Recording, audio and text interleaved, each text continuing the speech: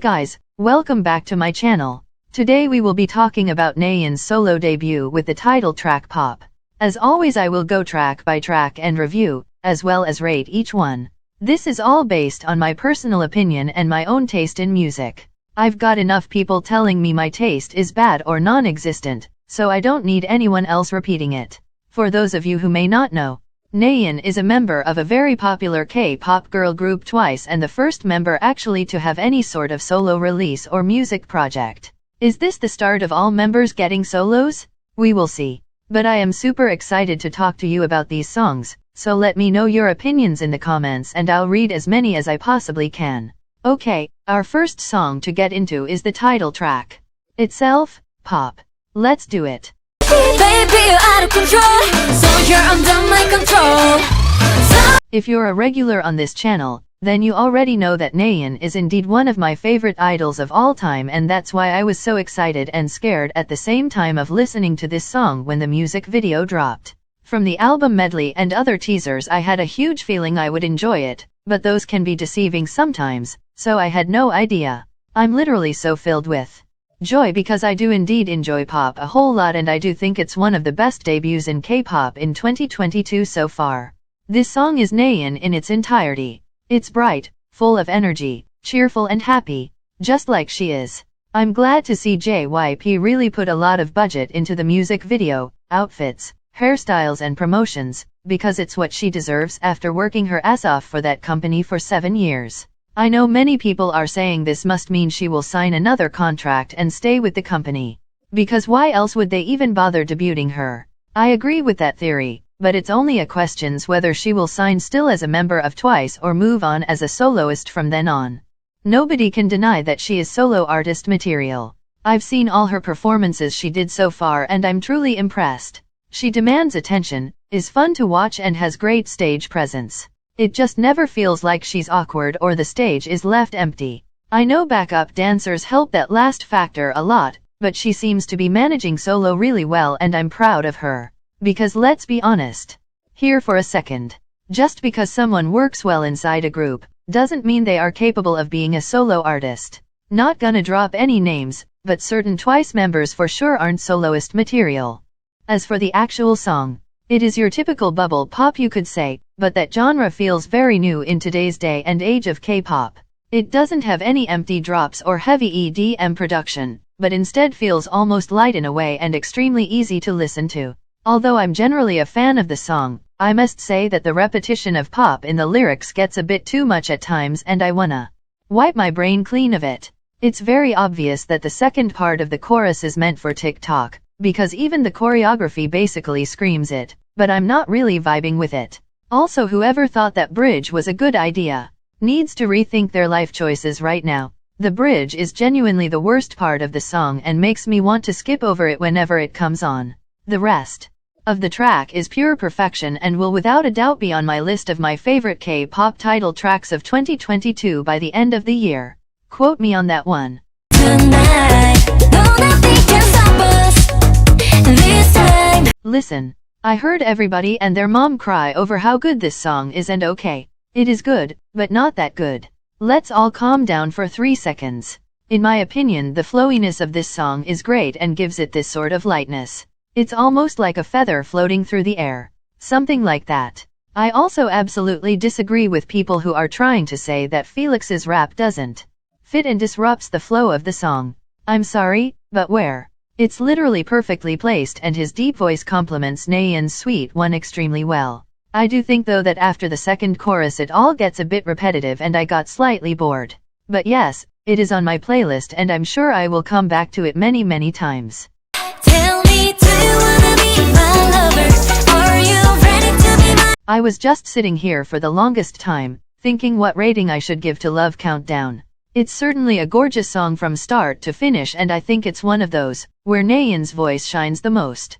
But at the same time it's sitting in this pretty chill, generic R&B formula and I'm not the biggest fan of it. The featured artist though, Wonstein, was such a great contrast to Nayeon's voice and when they harmonized together, I was pleasantly surprised. I'm pretty sure I heard him before as a feature on other artists' songs, but I'm not by any means familiar with him. Overall I was not let down with this one, and so far we are looking at a no-skip album. But there is one song coming up that I have a feeling will be an entire skip for me, but we are gonna get there in a minute. Before that we have Candy Floss to talk about, the song I had the biggest hopes for. Give me that candy floss. I knew exactly that I would love this, and oh my god I did.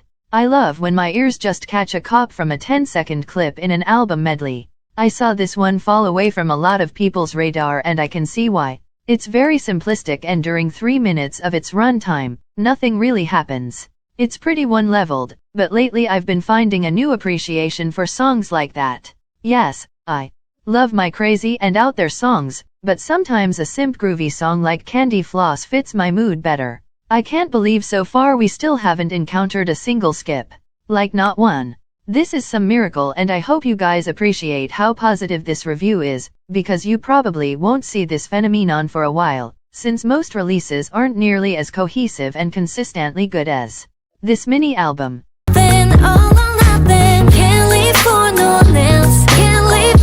Here is where we start running into problems, and we entered an era of not playlist-worthy songs for me. All or Nothing was the song I was very hesitant about even during the album medley, because it sounded very retro-influenced and I'm not a fan of that sound.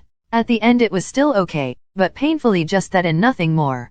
I would skip it if it came on shuffle honestly, because it's just not made for me. I can see why many might enjoy it though. It's primarily the chorus that turns me away from wanting to come back to this track in the future, because it's boring. The line is very thin with me and R&B when it comes to what I find boring and what I really vibe with. At the 2-minute mark I was just waiting for the song to be over, so I can move on with my life. Just an honest review really of this song, and don't come hunting me down for it. It's still objectively a good song, just not something I gravitate towards.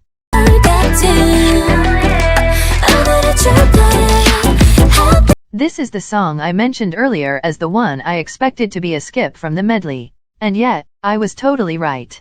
It's by far one of my least favorite on the album, and there is no way I'm coming back to it again. I don't really like her vocal execution here, because during some high notes she seems to be at the top of her register, struggling. It's also very boring in the production, and I don't see any value in it for me. I almost experienced it as a filler track that is just there to give extra run time to the album. I don't know, okay, I dislike it. But I still recognize its strong parts, hence why I gave it a 6, because it doesn't deserve any lower than that.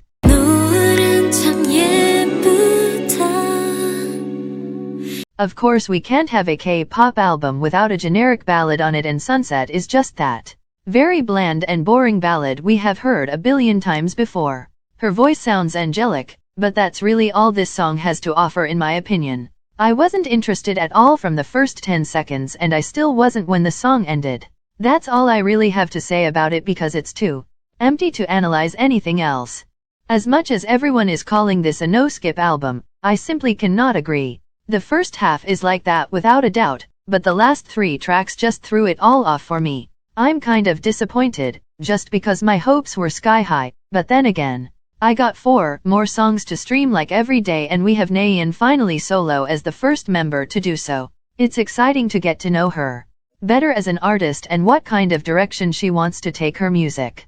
I hope she gets to come back one day in the future and not be like Jennie of Blackpink, who will probably never release another solo song again. Let me know in the comments though who might be the next member to go solo. What are your theories and predictions? I can see Jihyeo solo for sure, but I don't know. Also, Chaeyoung and maybe Sunna. Those are my wishes, so I'm going to manifest hard. But until we see where Twice members are going next, stay safe and don't forget to enjoy music. Also go out and have fun, it's officially summer. Do it for me while I study like a maniac. Okay, bye bye.